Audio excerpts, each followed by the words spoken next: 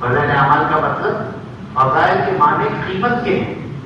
ایمان کا کیا بھاؤ اللہ کے یہاں ہے, اعمال کا کیا بھاؤ ہے, نیکی کا کیا بھاؤ ہے, صدقے کا کیا بھاؤ ہے, زکات کا کیا بھاؤ, بھلے کاموں کا کیا قیمت اللہ دے گی اور برے کاموں پر کیا پکڑ آئے گی.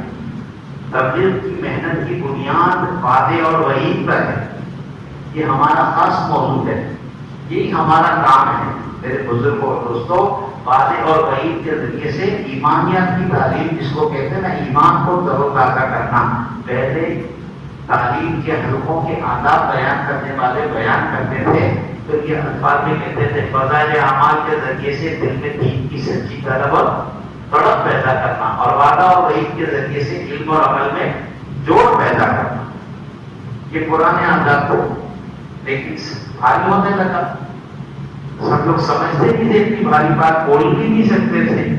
فضائل اعمال کے ذریعے سے دل میں دین کی سچی طلب اور تڑپ پیدا کرنا, تو اس کو آسان کیا کہ بھائی اتنا کہہ دو کہ دل اثر لینے والا بن جائے. تعلیم کے ذریعے سے جو بات چاہی جاتی ہے دل اثر لینے والا بنے, کہ دل تاثر لے گا, زندگی کا رخ بدل جائے گا. معنی دونوں کے ایک ہی ہیں. وہ ذرا تفصیل سے تھا, یہ ذرا اختصار سے ہے, یہ مختصر ہے, وہ ذرا تفصیل سے تھا. میرے بزرگوں دوستوں, دل تاثر دیتا ہے کسی بھی چیز کی قیمت کی قدر کو جان کر کے. جب دنیا کے پیسوں کی قدر و قیمت لوگوں نے جانی تو کتنا بھی ملا مطمئن نہیں ہے. ایسے ایمان والے کو جب اللہ دیا جائے کہ ایمان کی قدر و قیمت کیا ہے, ہمارا فضائل کی محنت کے راستے سے اپنی ایمان کی قدر جان لیں تو ہمارے دلوں کا اطمینان جو ہے نا, اپنے مومن ہونے کا کہ ٹھیک ہے جتنا ہے بس اس کی زیادہ ضرورت نہیں کی کیفیت بدل جائے.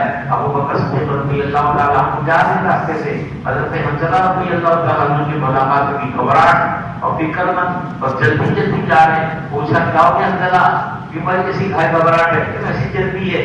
کہنے لگا ناپاک حنظلہ منافق ہو گیا. اچھا تو نبی کا صحابی کیوں کیسے منافق ہو گیا؟ کہا کہ میں اللہ کے نبی کی خدمت میں بیٹھا ہوں تو میری کیفیت الگ, گھر والوں کے پاس جاتا ہوں تو کیفیت الگ, کیفیت بدلتی ہے. تو میں مومن کا رہا, کبھی کچھ کبھی کچھ کبھی کچھ کبھی کچھ, تو میں تو منافق ہو گیا. تو ابو بکر صدیق رضی اللہ تعالیٰ عنہ سن کے پریشان ہو گئے کہ کہاں یہ بات تو میرے ساتھ بھی ہے. تو ابو بکر بھی منافق ہو گیا. وہ کہہ رہا ہے جس کے بارے میں رسول اللہ صلی اللہ علیہ وسلم یہ کہہ رہے ہیں کہ لو وزن ایمان امت ایمان یا ابی بکر لرجحا, کوئی امت کے ایمان کو ابو بکر کے ایمان سے تولا ہے تو کوئی امت کے ایمان کے مقابلے میں ابو بکر کا ایمان بڑھ جائے گا.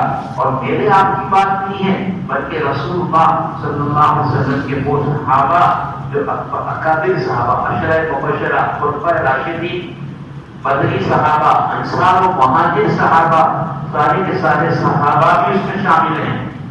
تابعین بھی اس میں شامل ہے. اتقیاء اولیاء صلحاء بھی اس میں شامل ہے. علماء محدثین مجتہدین بھی اس میں شامل ہے. جتنے بندے اللہ کے گزرے, جتنے چھوٹے بڑے ایمان والے گزرے, سب کے ایمان کو ایک جگہ جمع کیا جائے تو ایمان کا کتنا بڑا ڈھیر جمع ہوگا. اس سے بڑھ کر ایک اکیلے ابو بکر کا ایمان ہے, اور وہ کہہ رہے ہیں نام مکان ابو بکر. ابھی بکر تو جو ہے وہ منافق ہو گیا. یہ کیا ہو گیا؟ اپنی فکر. تابعی ابن ابی ملیکہ رحمۃ اللہ علیہ کہتے ہیں انی لقیت کلمتنا من اصحاب النبی صلی اللہ علیہ وسلم, میری ملاقات اللہ کے نبی کے 30 صحابہ سے ہوئی.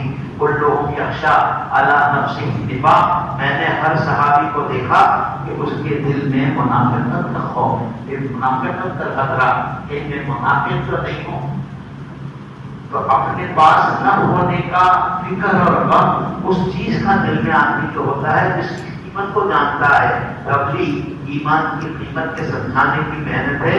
اس محنت پہ لگ کر ایمان کیا ہے اس کو سمجھو تاکہ اس کی قدر و قیمت آ جائے. پھر دنیا میں کوئی چیز سودا نہیں کرو گے ایمان کے بدلے اس کا. اگر ایمان پر محنت نہیں کی تو دجال کے دور سے پہلے بھی ایسے حالات آئیں گے جو چل رہے ہیں, اور دجال کا دور تو پھر ایمان کی بربادی کا دور ہوگا کہ آگے اپنے ایمان سے ہاتھ دھو بیٹھے گا. صحابہ نے اپنی ایمان پر محنت کی, اس کی قیمت کوئی نہیں لگا سکا, سودا نہیں کر سکا ان کا. آج بزرگوں اور دوستوں ہم اپنے معاشرے میں دیکھتے ہیں معمولی قیمت پر ایمان والا اپنا ایمان بیچنے تیار ہو جاتا ہے. وہ جانتا نہیں ہے کیا دیں گے کیا لے رہا ہے. ہاں بچے کے ہاتھ میں ہیرے کی انگوٹھی, ایک ٹاپی دلا کر کوئی اتار دے کے دے کے ٹاپی دوں گا یہ انگوٹھی میرے کو دے دے, تو بچے کو انگوٹھی کی قیمت کی معلوم ہے. وہ ٹاپی کے بدلے انگوٹھی دے دے گا, اس کو معلوم نہیں انگوٹھی کتنے لاکھ روپے کی ہے.